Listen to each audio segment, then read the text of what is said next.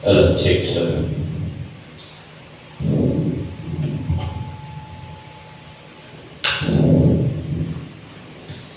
Assalamualaikum warahmatullahi wabarakatuh. Alhamdulillah wassalatu wassalamu ala rasulillah Sayyidina Muhammadin ibn Abdillah wa ala alihi wa sahbihi wa man tabi'ahum bi ihsan ila yaumil qiyamah, amma ba'du.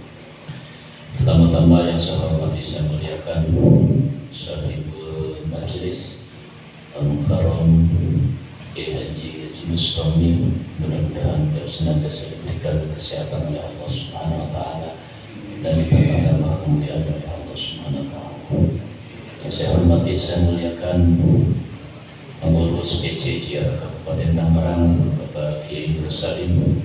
Mudah-mudahan beliau juga senantiasa diberikan kesehatan oleh Allah Subhanahu wa taala dan diberikan kekuatan oleh Allah untuk mensukseskan konversi yang akan dilaksanakan pada tanggal 7 Juli nanti. Serta para praktisi yang hadir pada kesempatan malam hari ini yang saya hormati, tanpa menyebut satu persatu, namun tidak mengurangi rasa hormat dan takzim kami kepada para hadirin semuanya. Izinkan kami menyampaikan beberapa hal terkait dengan materi dalam kegiatan tawasul pada malam hari ini. Kita perkenalan nama dulu, walaupun tadi sudah diperkenalkan nama lengkap saya adalah MD Romdoni. Kalau nama artisnya adalah Romdoni, saya ambil ujungnya saja seperti itu. Kemudian gelar tadi bukan MPD, tapi MAG, Magister Agama. Ada yang nasihatin Magister Anggaim seperti itu. Tas. Karena memang teman-teman saya yang sependidikan dulu ketika kuliah S2 di Bandung, mereka terkaget-kaget ketika saya menekuni di bidang ini. Dari akademisi, fokusnya sekarang di bidang dunia ruqyah, karena identik juga dengan dunia pergaiban seperti itu, walaupun memang kita dakwah Al-Quran secara tidak langsung. Kemudian para hadirin berjamaah, terkait dengan kegiatan tawasul ini, materi yang ingin kami sampaikan sesuai dengan jadwal yang telah dibuat, yakni cara mendeteksi buhul dan gangguan gaib dengan cepat. Kita sebenarnya tidak bermaksud saling menggurui, kita hanya sebatas sharing semata berdasarkan pengalaman kita masing-masing. Makanya nanti kita akan saling menggali sharing pengalaman dari rekan-rekan semua yang ada di sini terkait dengan pendeteksian buhul dan gangguan gaib ini. Karena memang tadi berdasarkan pengalaman itu semuanya nanti akan berbeda-beda seperti itu dalam penanganan ruqyah ini. Kemudian sebelum saya lebih lanjut menyampaikan terkait materi ini, kami diamanahi selaku pengurus anak cabang di PAC Kecamatan Baraja. Sebelum keaktifan kami di Nahdlatul Ulama secara khusus dalam struktur kepengurusan, kami sebenarnya lebih dahulu aktif di JRA-nya dan lebih nyaman aktif di JRA dibandingkan dalam struktur atau pengurusan yang inti seperti itu. Karena memang di dalam JRA kita terikat dalam satu organisasi kekeluargaan yang sangat luar biasa. Kami mengamati itu dalam grup WA dan sebagainya. Kita merupakan keluarga besar yang saling terkait satu sama lain, saling menjaga etika dengan sangat baik, dan juga kita langsung terjun ke masyarakat langsung. Itu langsung terjun ke masyarakat dakwah Al-Quran. Di samping dalam kepengurusan PACJR juga memang kami juga diamanahi di LP Ma'arif di Kabupaten Tangerang dan juga di MWC Kecamatan Baraja. Tapi banyaknya di JRA. Jadi kalau kata tadi, kalau di Black mah JRA seperti itu, gitu. walaupun memang kita mengikuti beberapa organisasi lainnya. Kemudian berikutnya berhadir berjamaah rekan-rekan praktisi. Sebenarnya buku ini sudah dimiliki oleh rekan-rekan semuanya, tapi bisa jadi mungkin hanya ditaruh di lemari seperti itu. Hanya ditaruh di lemari, beres beli, taruh di lemari, atau mungkin sampul plastiknya juga ada yang belum dibuka, mungkin bisa jadi seperti itu. Makanya ketika kami membutuhkan itu juga kami cari lagi seperti itu. Di mana bukunya seperti itu dibaca lagi. Kita mutolak bersama saja dari buku panduan yang telah dibuat oleh guru besar kita. Ada 2 yang akan saya gunakan di samping ada 3. Yang pertama adalah buku panduan inti ketika kita ruqyah. Kemudian yang kedua ini Majmu'ah Hadiah di Silat Asli Majera. Kalau yang ikut ke Lampung ya, ini pasti mendapatkan buku ini, ataupun yang tidak ikut juga ya, kalau sudah memesan. Kemudian yang ketiga, kompilasi teknik ruqyah. Ini bukan ini. Ini kompilasi teknik ruqyah ini diambil dari YouTube-nya Gus Amal. Jadi diambil, dinarasikan oleh pengurus PC DRA Padang Sumatera Utara, Ustadz Joko Wadiono, seperti itu. Sehingga yang nggak sempat baca atau lihat YouTube, nah ini bisa dibaca dari bukunya seperti ini. Kemudian berikutnya berbicara terkait dengan cara mendeteksi buhul dengan gawai gaib dengan cepat.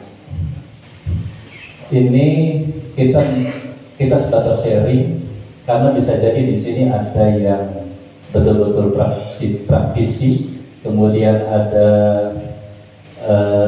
Siti Prak, kemudian ada satu lagi Pak Siti seperti itu. Nah maka yang penting sebenarnya beres kita mengikuti kegiatan pelatihan, bismillah aja beranikan diri. Ya kalau kita belum berani, ikut dulu dengan rekan yang senior seperti itu. Kemudian ketika kita meruqyah, kalau memang kita belum tingkatan senior, jangan sendiri. Kami pesan jangan sendiri. Karena ketika kita menghadapi kesulitan, kalau hanya sendiri bingung seperti itu. Bingung gimana ini nangani segala macam seperti itu. Nah, terkait dengan pendeteksian ini juga kadang-kadang saya juga di WA oleh teman. Oke, tolong deteksiin, kirimin foto. Oke, tolong deteksiin, tolong deteksiin di mana ini buhul gitu. Makanya kan udah kita sharing gimana cara kami terbuka gitu. Kita sharing saja bersama gitu. Bagaimana cara mencari buhul itu seperti itu.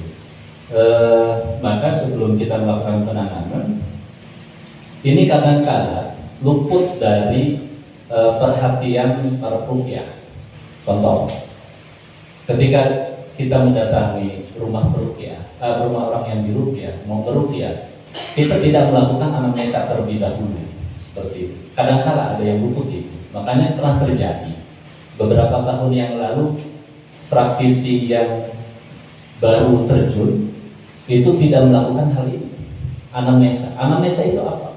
Anamnesa itu adalah wawancara singkat yang dilakukan oleh peruqyah kepada orang yang diruqyah, menanyakan terkait dengan nama, menanyakan terkait dengan keluhan-keluhan yang didapati. Seperti itu. Itu penting. Itu penting, itu untuk bekal kita dalam proses penanganan selanjutnya. Maka kami ingin membekali ini kepada rekan-rekan semuanya. Bagi yang sudah terbiasa ya teringatkan kembali. Bagi yang belum mungkin ya diingatkan kembali. Pertama, anamnesa. Saya sebelum melakukan penanganan ruqyah, ketika ada yang WA, itu saya tanya saja nama lengkap sama nama bapaknya. Nama lengkap sama nama bapaknya. Itu hanya ngirimkan nama lengkap sama nama bapaknya. Kalau memang ada gangguan kayak itu udah kerasa. Itu udah ada setruman seperti itu. Kita hanya menyebutkan nama sama bin siapa orang yang mau diruqyah. Kalau memang ada gangguan kayak itu langsung kerasa, kesetrum ke kita. Ini ada gangguan kayak itu. Seperti itu. Itu dari pendeteksian nama seperti itu. Kedua, kita minta kirimkan foto. Kirimkan fotonya. Foto, dilihat fotonya. Kalau terasa lagi energi negatifnya, itu sudah kita pastikan dari nama sudah, dari foto sudah, itu sudah. Kedua itu yang kami lakukan. Ketiga, kami minta foto depan rumahnya. Gitu. Saya selalu meminta Markia foto depan rumahnya. Foto depan rumahnya. Dipoto dari arah depan. Sehingga terasnya bisa kita lihat. Kalau umpamanya teras rumahnya ada gerbangnya, itu dari mulai gerbangnya terus sampai ke depan jalannya, itu dipoto secara menyeluruh sehingga rumah itu betul-betul terlihat itu dengan terasnya. Saya tinggal lihat di teras rumahnya ada nggak ini energi negatif. Kalau memang ada energi negatif itu sudah terasa. Maka ini sudah kita simpulkan dari nama sudah terasa, dari foto sudah terasa, dari foto depan rumah, teras depan rumah sudah terasa, itu sudah lengkap. Walaupun kita belum melakukan anamnesa seperti itu. Kita baru mendeteksi yang 3 hal itu saja kalau memang ada gambar sudah terasa. Kemudian yang keempatnya, kita tanyakan apakah yang bersangkutan punya tempat usaha. Gitu. Karena nanti akan saling terkait. Dagang kah, punya toko atau apa. Saya minta juga foto tempat usahanya. Dilihat. Oh, ada terasa. Udah lengkap. 4 hal ini yang biasa saya lakukan ketika saya mau meruqyah marki atau markiah yang membutuhkan pertolongan kita sebagai peruqyah. Nah ini Pak. Nah kemudian berikutnya itu dalam hal melakukan pendeteksian. Pendeteksian ini gimana sih caranya kita bisa mengetahui? Oh ini dari namanya saja sudah ada terasa setruman gangguan gaibnya. Oh dari fotonya, dari ini. Itu berdasarkan pengalaman. Satu, berdasarkan pengalaman. Kedua, bagaimana setruman kita kepada guru kita. Gitu. Sejauh mana rekan-rekan praktisi mau menyetrumkan setrumannya kepada sang bubes dan para guru-guru bubes semuanya seperti itu. Karena perlu diingat oleh para rekan-rekan semuanya, walaupun di dalam sanad ruqyah ini juga terjadi perdebatan. Memang bubes kita tidak menyatukan sanad ruqyah, bukan, tapi sanad thariqah kalau yang di dalam buku panduan itu. Yang dicantumkan adalah sanad thariqah, bukan sanad ruqyah seperti itu. Maka kalau saya pernah berbicara dengan salah satu kiai itu memprotes, gitu. Itu betul sanad ruqyahnya, bukan. Gitu. Yang dimaksud di sini yang bubes cantumkan adalah sanad thariqah seperti itu. Sanad thariqah dari beliau seperti itu. Karena dari sanad thariqah itu struman penting seperti itu. Maka ketika beliau sudah mengijazahkan keilmuan ruqyah ini kepada kita seperti itu, maka sudah otomatis kita teraliri setruman dari bubes kita. Seperti itu. Tergantung kita mau mendapatkan setrumannya itu, mau setrumannya voltasenya kecil, sedang atau besar. Seperti itu. Maka nggak beda kalau kita pada setrumannya dayanya voltasenya tinggi, kita mau mengkaitkannya pakai kabel yang mana? Apakah kabel yang DIDI, apakah kabel yang serabut seperti itu, atau kabel yang kualitas rendah seperti itu. Nah itu akan menentukan tingkat setruman kepada kita dari guru-guru kita seperti itu. Nah ini penting seperti itu. Kemudian jangan sampai kita mengkaitkan setrumannya bukan pakai kabel seperti itu, pakai tali plastik gimana mau nyetrum seperti itu. Tapi setidaknya ketika kita sudah mendapatkan ijazah dari bubes, itu udah otomatis setruman itu sudah nyambung. Tinggal mau nggak kita membedakan mengkaitkan setrumannya itu mau pakai yang besar atau kecil, kawatnya itu, listriknya itu tergantung kita seperti itu. Seberapa banyak kita mau mengkaitkan, mau mendoakan guru-guru kita, itu penting. Itu yang akan membedakannya. Suka nggak ngahadrotin para guru-guru kita di dalam silsilah hadroh kita seperti itu. Maka ketika kita mau terus rutinan di PAC masing-masing ataupun di PC, maka otomatis itu setruman juga akan besar. Tapi ini mah ikut rutinan nggak mau, sendiri juga di rumah nggak mau, gimana setruman yang mau nyetrum terasa? Seperti itu. Makanya ini harapannya dengan cara seperti ini kita mau lebih semangat untuk meningkatkan daya potase dalam diri kita agar setruman kita kepada guru kita itu bisa lebih maksimal. Seperti itu. Nah, itu. Kemudian yang kedua,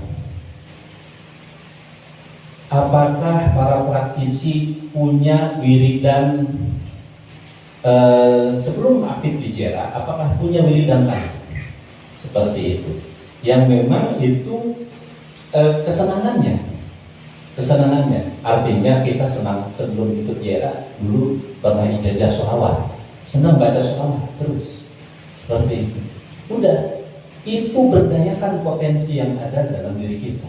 Kalau kata Al-Mukarram wal Mukarram Syekhuna Kiai Haji Adi Bustami itu pernah mengatakan kepada saya, berdayakan potensi yang sudah ada dalam diri kita. Itu saya sepakat dengan beliau ketika beliau menyampaikan itu. Artinya bagaimana kita bisa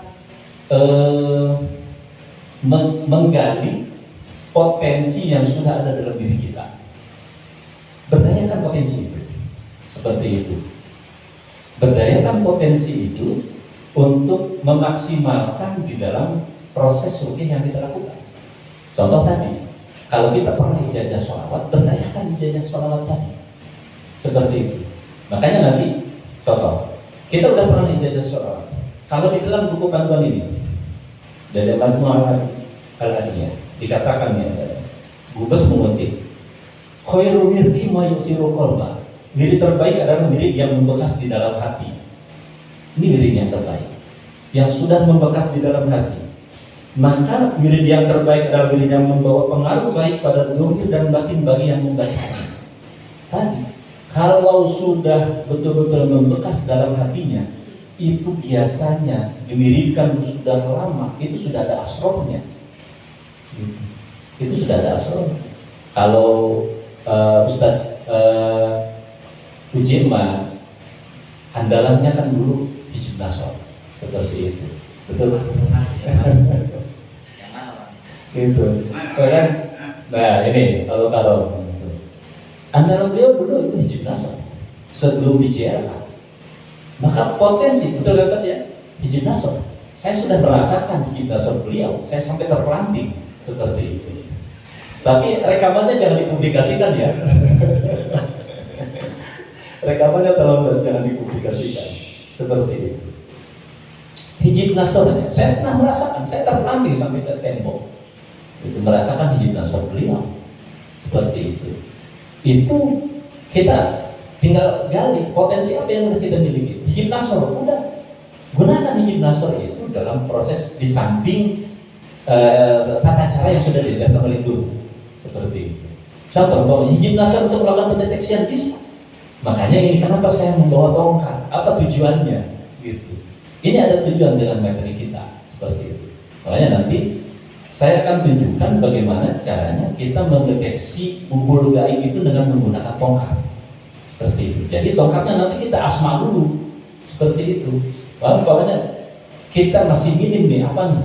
Belum bisa. Gitu. Udah pakai tongkat di asma dulu. Asma tongkatnya deteksi. Seperti itu. Nah makanya ini sekarang rekan-rekan semuanya silahkan mengintrospeksi diri.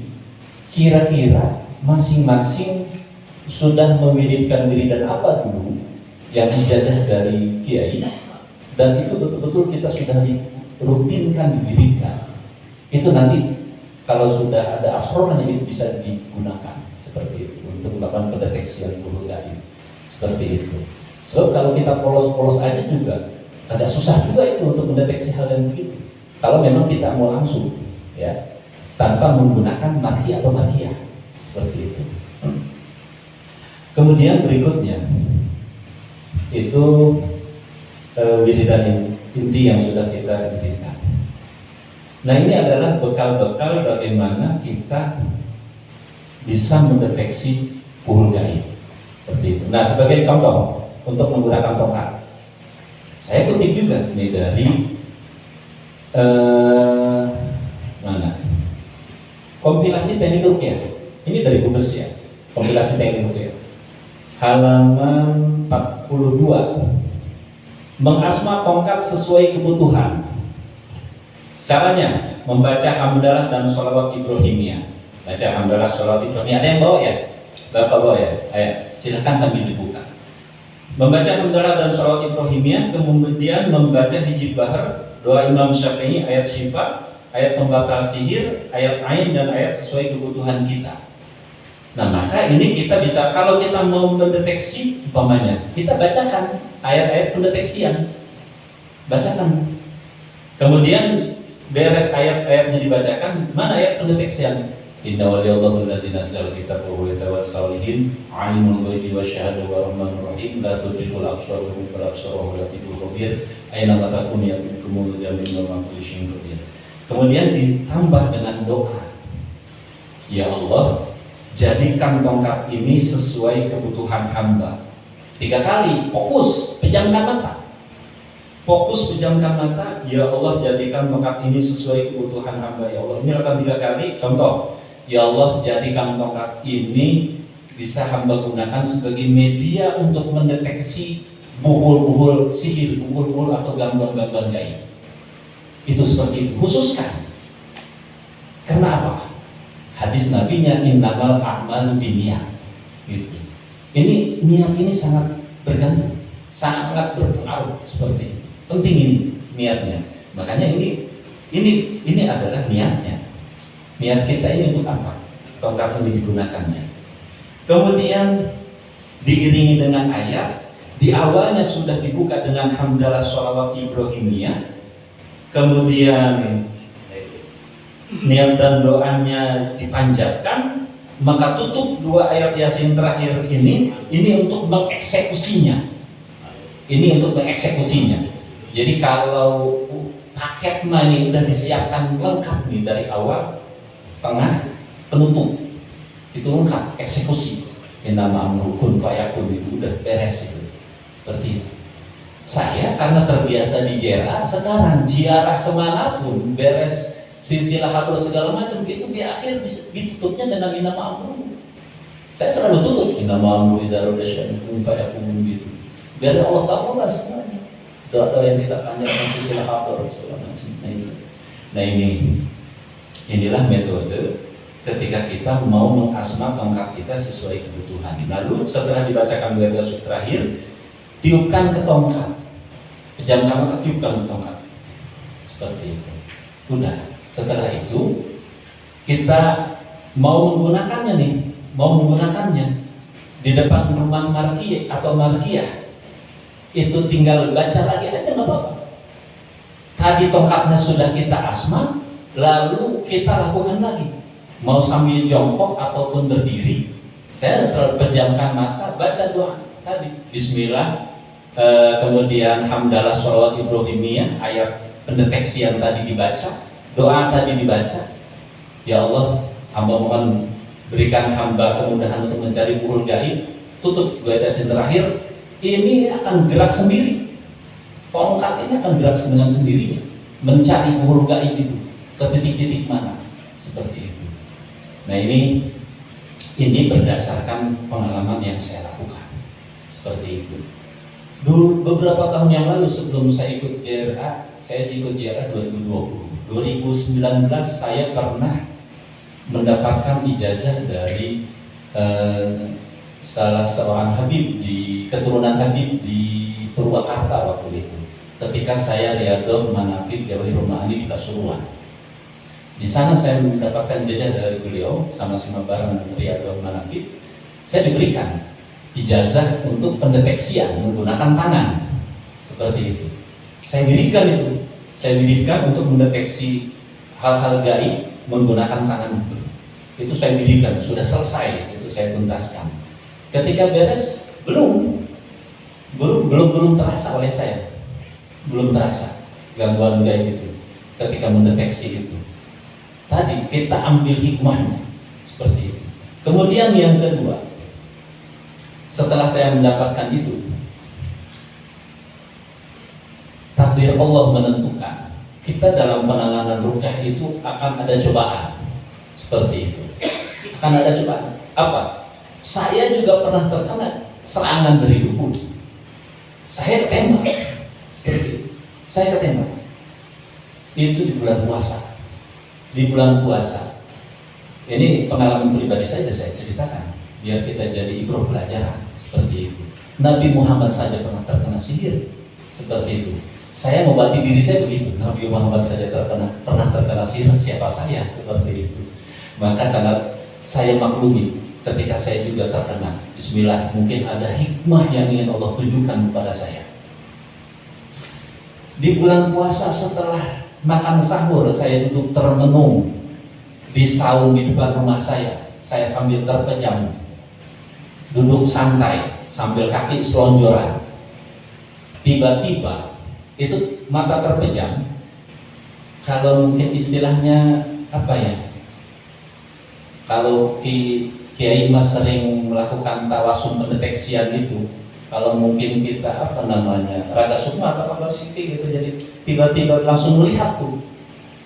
Tiba-tiba saya langsung melihat ke dalam, seakan-akan saya itu ke dalam rumah saya melihat itu ada sosok berdiri di ruang tengah itu. Saya terkaget. Astagfirullah. Itu pengalaman pertama saya melihat hal yang seperti itu. Kalau sekarang disengaja-sengaja melihat, belum Allah bukakan lagi seperti itu. Itu yang tidak sengaja ketika antara sadar dan tidak sadar. Itu udah pertengahan antara kondisi sadar dan tidak sadar. Itu mulai masuk. Saya melihat ada sosok, wah jangan-jangan saya terkena tembakan. Karena saat itu saya sedang mengobati Markiah yang terkena gangguan sihir. Seperti itu. Jadi dukun ini selalu mengintai lengahnya kita itu kapan, titik lemahnya kita, apesnya kita itu akan dicari. Seperti itu. Itu saya dicari titik lemahnya, apesnya dapat saya kena. Kemudian kedua, lalu saya berkata kepada tangan saya, saya tepuk tangan saya. Kalau kamu betul terkena gangguan sihir, hadir kamu, gerak tangan saya. Kaget saya. Lalu kaki saya tepuk. Kok kalau kamu ada jin sihirnya, gerak dia. Gerak sendiri. Saya kaget. Astagfirullah, kena saya. Itu ketika sahur itu saya tahu. Kedua, saya sholat jamaah di Masjid An-Nur. Ketika sholat itu mendengarkan ayat-ayat Al-Quran. Ini pengalaman pribadi, bukan pengalaman orang lain. Betul saya rasakan. Itu yang namanya punggung digerak. Si makhluk itu ingin keluar. Dia kepanasan mendengarkan ayat-ayat Al-Quran. Imam sedang bacakan Al-Fatihah, saya jamaah, itu sudah gerak. Mau keluar, ini udah gak nyaman. Saya buru-buru. Saya lupa apakah saya mengikuti sampai tuntas jamaah atau mufarokoh saat itu, saya lupa. Akhirnya saya buru-buru, langsung saya pergi mencari praktisi dia. Kita minta bantuan saya waktu itu. Bantu saya. Waktu itu saya meluncur ke Ustadz Heru di sana di Rajab. Bantu saya ini, saya terkena ini. Ruqyah saya. Entah habis. Entah.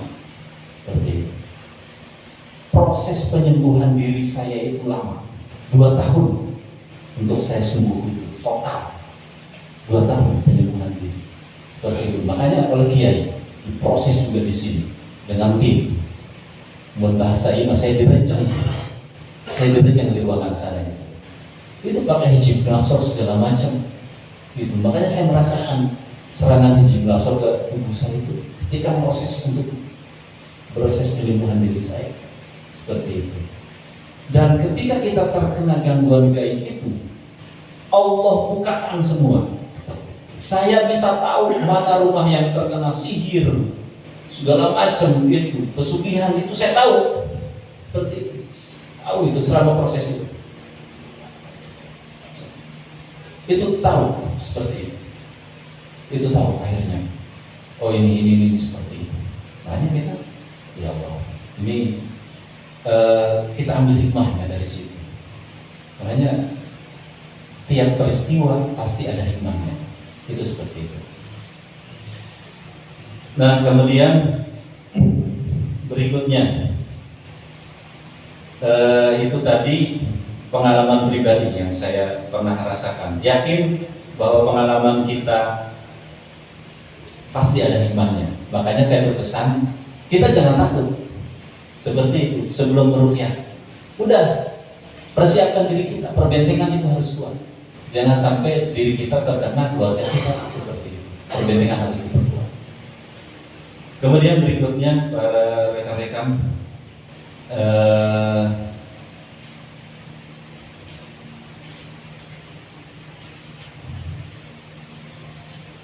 kemudian berikutnya, di samping kalau di dalam buku panduan itu kita meminta markah melakukan swab, itu sudah pasti seperti itu. Lakukan swab. Kadang-kala nih, kalau sesuai panduan Gubes kan jangan dilakukan di rumah markah-markahnya. Itu suka sulit. Berdasarkan pengalaman, kadang ada berhasil, kadang tidak. Seperti itu. Ketika kita lakukan proses itu di dalam rumah markah-markahnya, ada berhasil, ada juga yang tidak, seperti itu. Tergantung sensitivitas markah-markahnya juga, itu berpengaruh. Kita udah tahu ini terkena gangguan gaib, tapi ketika dilakukan swab, dia nggak bisa mendeteksi.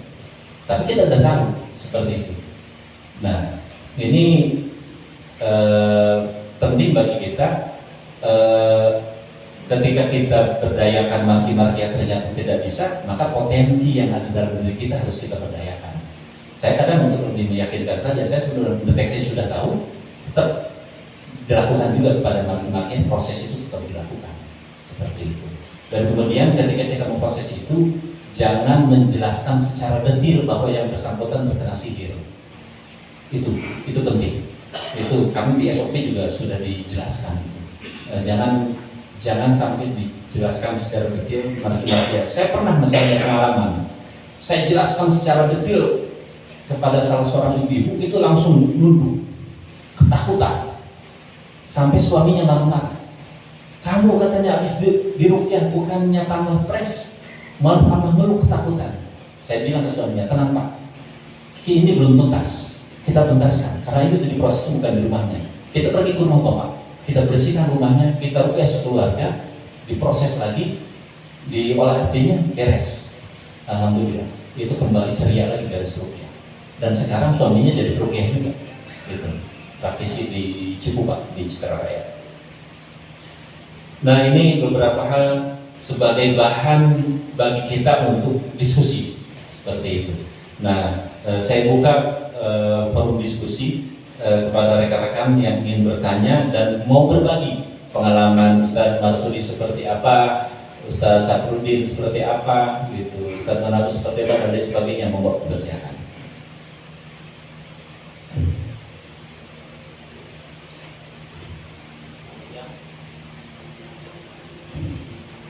Monggo. Atau ada yang mau sharing pengalaman dalam pendeteksian bukul ini seperti itu.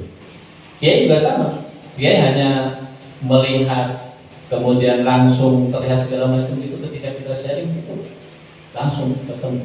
Makanya kembali lagi mengasah diri.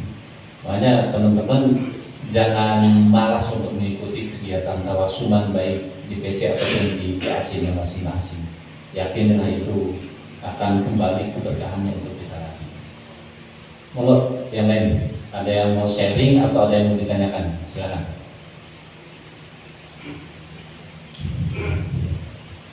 Ya, silakan. Dari TB Singkat Jaya. Coba kalau kita masing-masing PAC aja ya. Coba pengalaman pasar kemis dalam pendeteksian bukul itu, monggo dipersilakan ketua PAC-nya, Pak Haji. Silakan sharing pengalaman aja, silakan. Biar teman-teman juga nambah pengetahuan dari pengalaman masing-masing PAC. Ini pengalaman PAC Balaraja. Nah, sekarang PAC pasar kemis seperti apa pengalamannya? Monggo dipersilakan. Ini duduk ya, Pak. Nggak nyampe. Ini aja. Sini, Ustaz. Pengalaman, sharing. Jadi masing-masing PAC menyampaikan pengalamannya. Gak gitu, ini aja yang itu.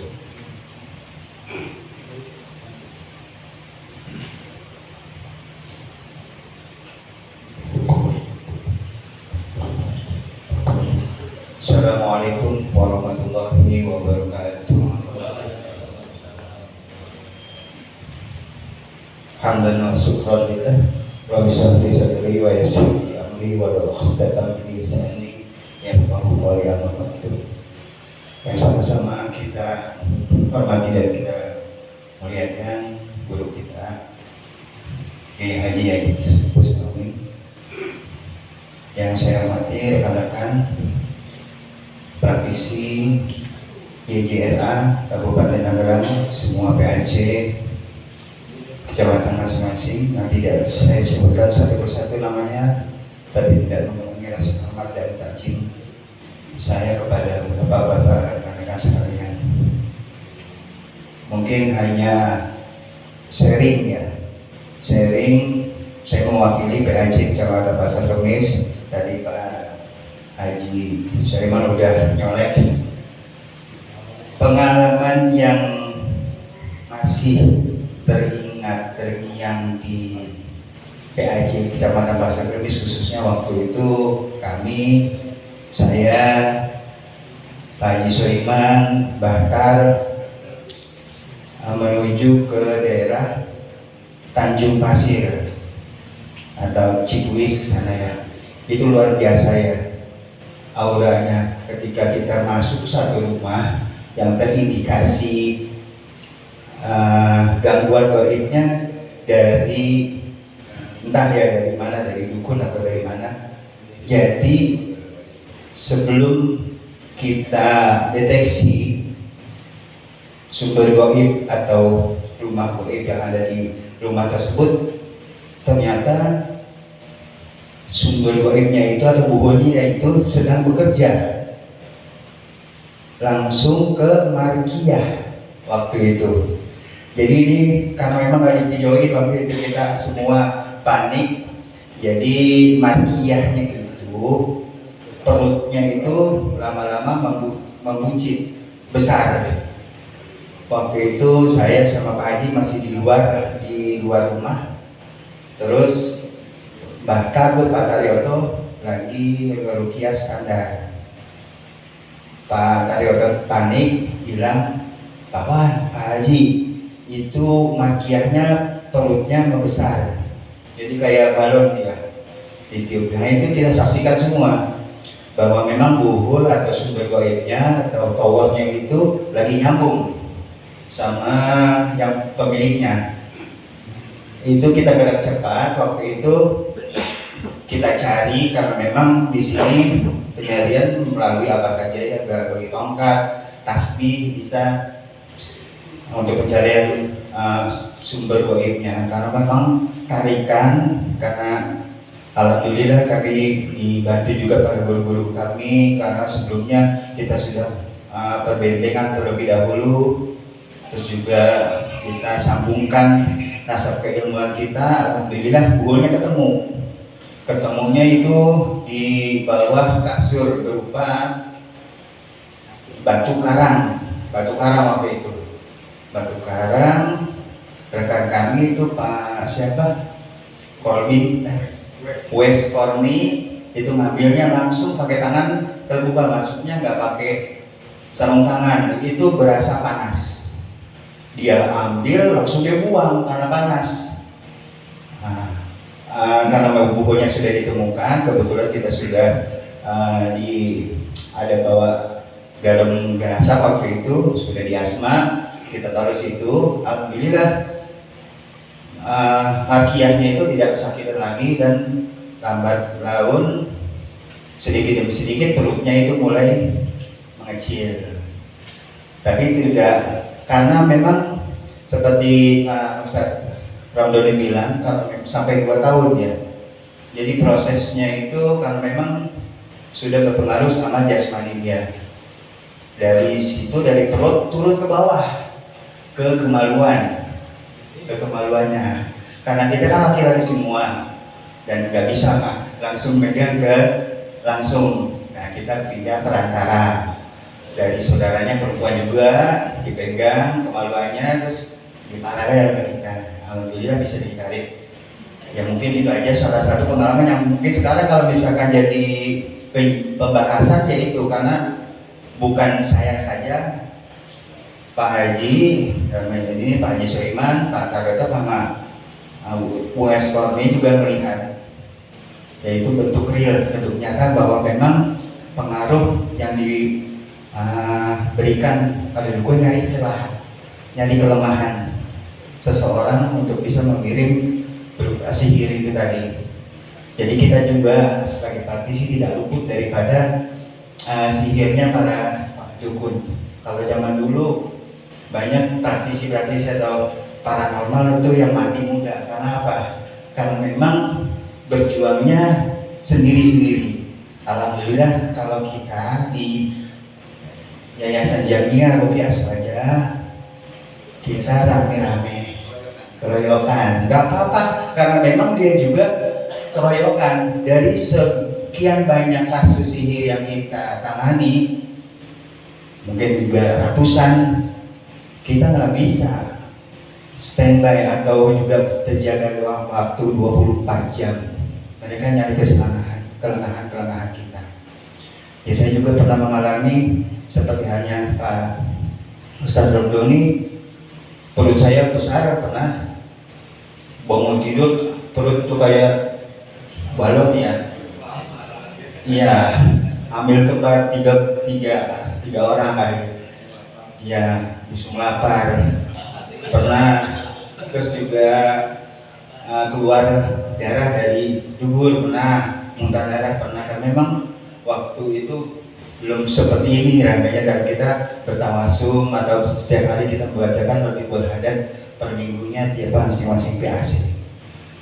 Untuk pencarian bubul itu sendiri mungkin tadi sudah jelaskan, bisa melalui tongkat atau juga bisa melalui maki-makiannya untuk deteksi dari luar rumah. Kalau yang kami terapkan di Pasar Kemis sebelum kita ngeruqyah atau deteksi rumah itu melalui swab. Tujuannya tidak lebih untuk bisa sinkron antara makia sama kita. Jadi kita bisa tahu seperti Pak Ustadz Ramdhani bilang, kita bisa tahu di sini ada sumber gaib atau ada gangguannya atau ada rumah gaibnya di dalam rumahnya. Tapi untuk memperjelas, memperkuat marki-markiahnya itu untuk swab rumah juga. Dan efektifnya untuk swab deteksi rumah atau sumber gaib atau rumah gaib itu di luar rumah, di tempat lain, misalkan di kantor ada indikasi gaib, dia sudah WA atau curhat atau udah kasih tahu gangguannya apa, itu bisa di swab terlebih dahulu sebelum kita deteksi rumah atau ruqyah, minimal ruqyah standar. Mungkin itu saja dari PAC Kecamatan Pasar Kemis. Saya akhiri, wabillahi taufiq wal hidayah. Assalamualaikum warahmatullahi wabarakatuh. Baik, terima kasih Ustaz Danaput. Alhamdulillah, pengalaman luar biasa. Itu kita akan temukan hal-hal yang seperti itu. Tapi jangan patah semangat. Sering kan kena ya. Tadi hamil muda pernah, itu dan lain sebagainya. Betul, saya 2 tahun pernah saya meruqyah. Pulang meruqyah langsung gak bisa jalan. Kaki ini langsung bisa jalan. Istri saya sampai kaget. Berangkat ruqyah kamu sehat-sehat. Pulang meruqyah langsung gak bisa jalan. Saya bilang, tenang. Kita punya tim. Saya kontak aja kakak saya. Bersihin. Jadi pentingnya kita punya tim. Kita kena nih, bersihin. Saya kena nih. Ini bukan, ada lagi pernah sakit di sini. Istri udah dibawa ke dokter, udah berangkat ke dokter. Kata saya, ini bukan penyakit kok, udah beres, nanti juga sembuh. Ini obatnya rukyah. Jadi proses. Apakah itu membuat saya kapok untuk menjadi perukyah? Tidak. Saya tambah semangat. Di sekitar sini pun saya pernah dipanggil dukun kok. Saya lagi bersih dukun, udah belajar dari rukyah. Dia kan diutus oleh dia untuk memproses. Bersihin buku, saya dipanggil dukun. Dukun lagi ngapain? Terus saya seumur umur saya baru kali ini dipanggil dukun. Terus ini saya lagi bersihin orang. Ada lagi? Satu lagi kan boleh? Yang mau sharing pengalaman? Kayak apa?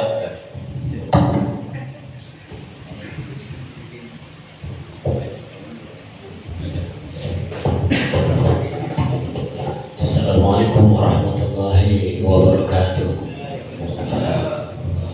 Alhamdulillah asyhadu an la ilaha illallah wa asyhadu anna Muhammadan abduhu wa rasuluh. Yang saya hormati dan Allah muliakan Ketua PC daerah Kabupaten Tangerang Bapak Yai Yazid Bustami, dan yang saya hormati dan Allah muliakan para rekan-rekan Ketua PAC yang tidak saya sebutkan untuk bersingkat waktu, namun tidak mengurangi rasa hormat dan takzim saya. Langsung aja ya. Mungkin ada 2 poin. Yang pertama yang mungkin menjadi pengalaman. Jadi penanganan masalah kelainan pada anak, yang dimana anak ini sehari itu makan sampai 7 kali, yang mungkin umurnya sekitar 5 atau 7 tahun. Nah dia berkonsul dengan orang ini orang non muslim, ya orang ini orang non muslim Chinese. Nah dia konsultasi sama, kata kita mah dukunnya kelenteng lah, dukunnya mereka. Akhirnya mereka sarankan dukunnya banteng itulah suruh bacain Yasin, katanya orang muslim. Akhirnya rujuklah, ada tetangga merujuknya ke saya, padahal di situ dia belum tahu soal kalau saya rukyah.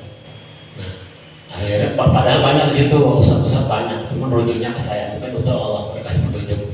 Setelah itu saya dipanggil ke rumah, saya ikutin. Dia mintanya bacain Yasin, ya ikutin baca Yasin, gitu kan. Selesai, terus gimana Ustaz? Nah, dia baru bertanya gitu. Ya udah, ibu kan sudah bacain Pak Yasin sama saya. Sekarang tata cara menurut apa yang saya telah diamanahkan guru saya. Gimana Ustaz? Nah, akhirnya kita deteksi swab. Ya. Jadi anak ini setiap harinya makan 7 kali. Dan kuantitasnya sangat banyak. Ternyata pas di swab, ibunya kan kita deteksi juga tanpa lain, ditanyakan dulu, ini penyakit yang sering sakit kepala siapa di rumah sini? Ternyata ibunya. Ya udah, kita gunakanlah ibunya untuk kita swab. Baru baca Bismillahirrahmanirrahim, Fatihah dulu. Akhirnya langsung kesurupan tuh ibu. Ternyata ada sumbernya. Karena dulu tempat rumah dia itu dulu tanah lapang yang bekas digunakan untuk pemeliharaan kepala desa. Nah, kebanyakan kalau kepala desa itu banyak yang nanam sesuatu untuk menarik ya. Ternyata udah ditujukanlah. Itu 2 malam. Malam pertama deteksi tempatnya, titiknya. Malam kedua baru eksekusi. Tapi alhamdulillah pas malam eksekusi itu ada barangnya berupa karang buntet. Saya udah selesai. Nah, ya udah alhamdulillah. Esoknya setelah duduknya udah mulai. Jadi 4 kali, besoknya udah normal 3 kali. Nah, itu pengalaman. Nah, yang mungkin saya memberanikan diri walaupun dia non muslim udah dengan mohon izin dengan cara kami atau cara kami orang Islam aja dia. Tapi orangnya fleksibel dengan kita tetap menjaga perasaan mereka seperti apa. Karena kita berlawanan akidah. Yang kedua, pengalaman yang kedua, kita sebagai praktisi dan mungkin sebagai penggerak sosial atau mungkin penggerak roda keluarga. Nah, yang menjadi poin saya, mobil khusus Ustaz Rondowi atau Pak Yai Yazid, kita kan mungkin siang bekerja sampai rumah mungkin untuk keluarga, dan kita pun sebagai praktisi memenuhi kewajiban diantaranya walidan yang fungsionalnya untuk perbentengan diri yaitu pembacaan ratib dan syakran. Kadang-kadang kita itu mungkin proses wiridan itu agak malam, kadang jam 10, jam 11, kadang lewat itu. Nah, timbullah rasa lelah, gitu ya. Nah, di sini saya menjadi tanda kutip buat diri saya. Saya melihat Kiai Yazid tidak ada lelahnya, ya. Ya, suatu saat saya pernah memperhatikan Pak Kiai, ini buat sharing buat kita semua, bukan hanya untuk saya, dan mungkin bermanfaat buat teman-teman seluruh wilayah. Adakah formula kita bisa terus kuat gitu dalam melaksanakan aktivitas sehari-hari dan melaksanakan kewajiban kita atau untuk melaksanakan SOP untuk perbandingan dalam pengamalannya. Itu baik. Jadi apa resepnya begitu. Nah, ya mudah-mudahan bisa bermanfaat buat kita. Jadi kalau kami perhatikan atau saya perhatikan, Pak Yai mah jarang ya betul, jarang tidur. Kita sedikit aja dah jam 11, jam 12 sudah lemot gitu. Kadang-kadang kalau wiridan klub lanjutin lagi. Ya, itu aja yang saya harapkan, mudah-mudahan bisa bermanfaat buat diri saya dan buat rekan-rekan semua, supaya kita tetap istiqomah dalam melaksanakan roda untuk istilahnya kewajiban terhadap keluarga, terhadap ke diri sendiri ataupun kewajiban terhadap umat. Ya. Demikian, wassalamualaikum warahmatullahi wabarakatuh. Baik, terima kasih Ustaz Nabi dari PAJ Tenakos atas sharingnya, luar biasa juga. Mohon maaf kepada para ketua PAJ lainnya atau praktisi lainnya, mengingat waktu ya sudah sangat terbatas. Saya sudah dicolek oleh Kiai, padahal tadi dikasih waktunya sampai jam 2. Ini siapa aja sampai jam 2 gini. Ini biasa mulai masalah. Semalam pun saya sampai jam 4 subuh itu hanya berdua aja sama praktisi JNA juga. Kalau kita udah seneng tuh begitu kita sharing. Baik, terima kasih kepada rekan-rekan atas sharingnya. Mudah-mudahan ini menambah wawasan kita, dan jika di luar ini kita bisa sharing juga, maka bisa menjadi silaturahmi. Jika mau silaturahmi, mampir ke Belaraja, monggo. Kalau lagi lewat ke Belaraja, mampir di majelis kami di Mahari Julisan dekat Pasar Sentiong di situ. Itu ngopi bareng di situ. Dekat Balai Kampang, ada buat ngatur di situ. Kemudian alhamdulillah harus dinimah bagi kami rutin tiap minggunya untuk PAJ Balaraja, tiap malam Kamis di majelis kami rutinan Ratibul Hadad, Wirid Sakron dan Wirid dan lainnya. Kemudian malam Sabtu di majelis yang satunya di Desa Sentul. Kemudian malam Jumat itu di Musola Al-Ikhlas, ada majelis di Musola Al-Ikhlas. Teman-teman dari Rosso, tim kami juga dari Pandawa 5 menghidupkan di Permata 2. Kemudian di malam Sabtu ada juga ratiban sebelum mulai pengajian bersama Kiai Haji Suparma, itu baca ratib dulu di masjid pakai pengeras suara luar seperti itu. Alhamdulillah ini sudah ada 4 titik tiap minggunya secara berjamaah rutin diadakan di PAJ Balaraja. Mudah-mudahan kami ke depannya bisa targetkan lebih maksimal lagi rutinan ini. Kami tidak pantang surut semangat, walaupun berapapun yang hadir, kami terus semangat seperti itu. Itu saja ini biar motivasi yang lainnya. Jangan sampai hanya 1 atau 2 orang lantas semangat doang. Saja saya kembalikan ke Pak Kiai. Mohon maaf jika ada hal yang kurang berkenan. Assalamualaikum Assalamualaikum warahmatullahi wabarakatuh. Terima kasih, syukron katsiran kepada para ustaz Haji Ramdhani, Ketua PAJ JRA Balaraja. Alhamdulillah kita sudah dengerin tadi, baik secara teoritis maupun secara pengalaman. Mudah-mudahan bisa mengingat apa yang sudah kita dengar dari pujis-pujis kita, dan sebagai apa namanya tabayun menyamakan sinyal. Tadi terutama tema yang disampaikan adalah deteksi gaib secara cepat, ya, bisa melalui akses jalan. Gampang kalau akses jalan, ya, minta saya blok aja misalnya. Google Map gitu. Jadi praktisi harus punya Google Map. Kemudian bisa foto rumah, foto orang gitu. Dan mungkin itu sudah dipraktikkan sama teman-teman, termasuk saya utamanya begitu. Kalau mau penanganan itu lihat rumah, lihat orang, deteksi, nanti tinggal eksekusi misalnya. Nampaknya materi tawasul kita ini memang perlu ditambah ini, teman-teman, ditambah performance dan kepribadian praktisi.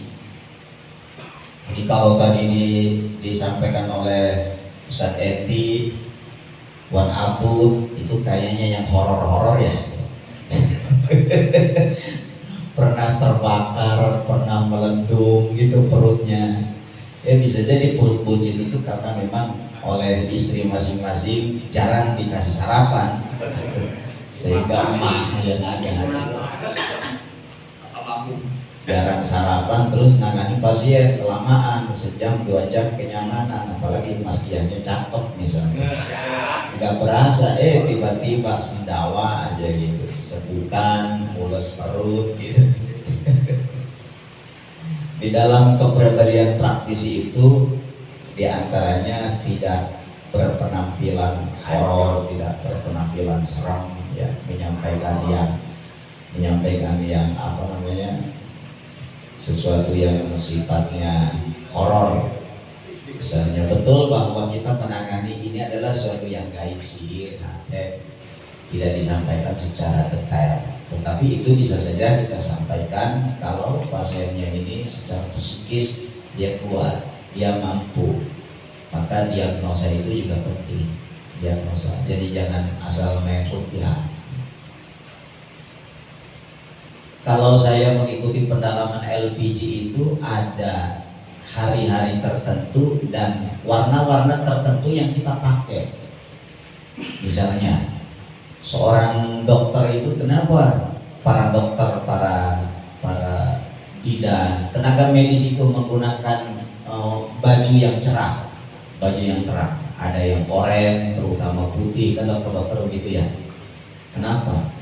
Karena di pikiran dan pada pribadi masing-masing pasien itu sumuk, suntuk, takut, was-was. Nah itu jangan dihadapkan dengan warna-warna yang gelap.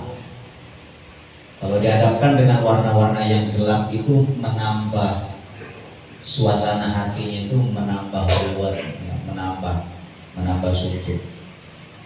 Ada warna-warna yang kita pakai, misalnya warna putih, warna yang cerah-cerah, warna langit, biru, gitu. Itu akan menambah ini, feeling mereka itu baik kepada kita, feeling mereka itu antusias, semangat kepada kita.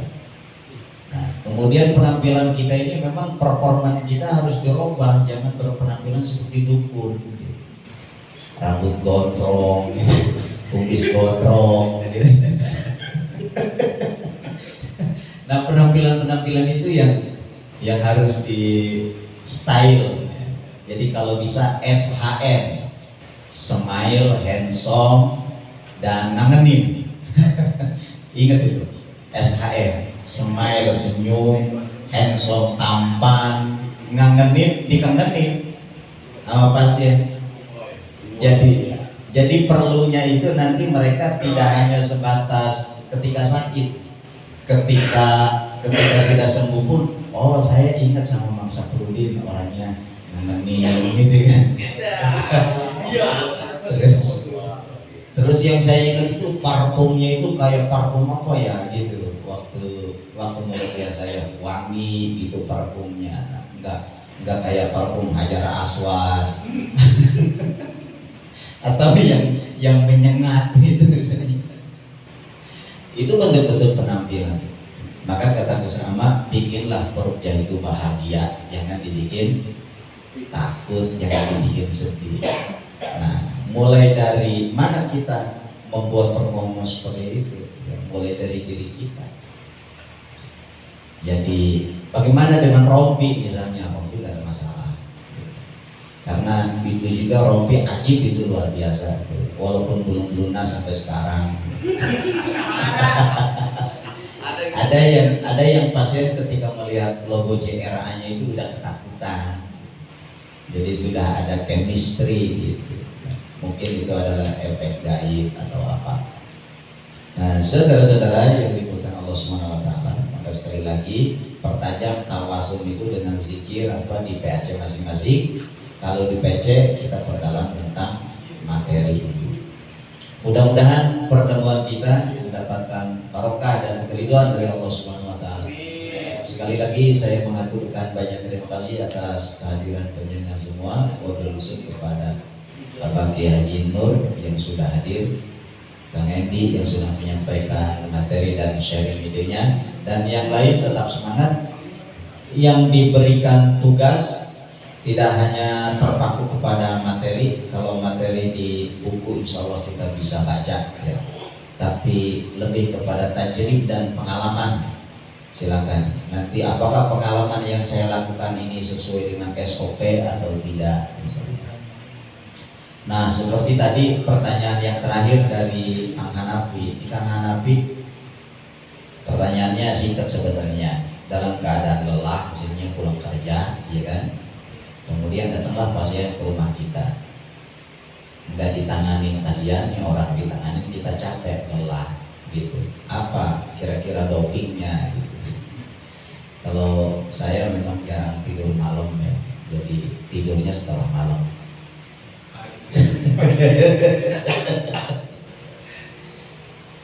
Nah, Mang Pei tahu persis itu. Jadi, kalau acara itu bisa 2 atau 3 gitu. Bagaimana kita ini bikin press? Saya tajrib saja di bagian tafsir Quran, teman-teman, tafsir Quran. Jadi kalau dulu kita pernah ijazah tafsir Quran atau istilahnya akhdul lawai yang disampaikan oleh Kiai Nur Hadijah dari Pemalang. Nah, itu kita mentafsir pasien. Tafsir ini efektif memang digunakan untuk yang gangguan psikis, depresi, was-was, rasa takut, cemas atau sebagainya. Bagian-bagian itu. Lalu diolah oleh saya di tajrib bagaimana tafsir ini mentafsir diri. Mentafsir diri saya. Saya mulai pakai ya sudah lama, tapi sebenarnya ini ilmu buat saya sih. Sebenarnya, tapi nggak apa-apa lah karena belum ada yang nanya. Jadi kalau Mang Pei itu lagi bawa mobil, saya tiduran, rebahan. Saya rebahan, kemudian saya fokus zikir pada Allah, tutup mata, lenturkan semua saraf-saraf, kendorkan semua, putuskan semua fikroh dunia, lebih berpikir tentang dunia, fokus saja Allah, Allah, Allah. Zikir khafi, hu Allah, tarik nafas hu Allah, dalam hu Allah. Ketika kita merasakan zikir tenang dengan zikir itu Allah, Allah, Allah.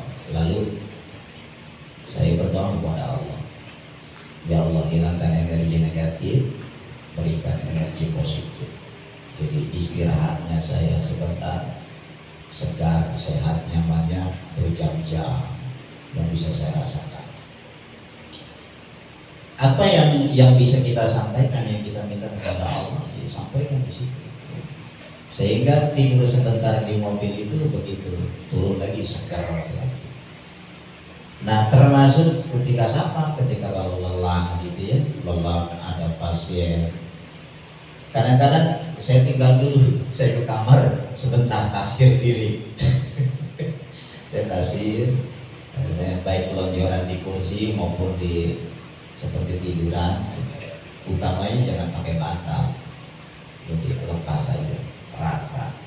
Atau pernapasan jika seperti tadi, minta hilangkan energi negatif, berikanlah ya Allah energi positif, berlipat-lipat ganda ketenangan kenyamanan, berlipat-lipat ganda konsentrasi saya, berlipat-lipat ganda perbentengan saya. Nah, sekaligus di situ kalau mau meruqyah, menangani atau kita mau ke suatu tempat, sekaligus itu mohon perlindungan melalui tasir itu. Janganlah mimpin aidihim atau Allah khairul hafidhu warhamur rahimin, apa aja yang kita bisa. Itu adalah bagian daripada tajrid. Coba dipraktekkan di tengah-tengah istirahat aktivitas atau dalam keadaan lelah, bahkan sakit kepala sekalipun, lelahnya luar biasa, tasir mandiri namanya. Ya. Jadi tidak hanya sebatas ruqyah mandiri. Mudah-mudahan manfaat. Wallahu a'lam bishawab. Amin ya rabbal alamin. Bismillahirrahmanirrahim. Alhamdulillahirabbil alamin. Allahumma shalli ala sayyidina Muhammad wa ala alihi wa ashabihi ajma'in. Allahumma anfa'na bima 'allamtana wa 'allimna ma yanfa'una wa zidna fahma wa zidna ilma. Allahumma ij'al jam'ana hadha jam'an marhuma wa tafarraqana min ba'dihi tafarruqan ma'suma. Rabbana atina fid dunya hasanah wa fil akhirati hasanah wa qina adzabannar. Bifadlika subhana rabbika rabbil izzati amma yasifun wa salamun 'alal mursalin walhamdulillahi rabbil alamin. Wa afu minkum wallahu muwaffiq ila aqwamit thariq. Wassalamualaikum warahmatullahi wabarakatuh.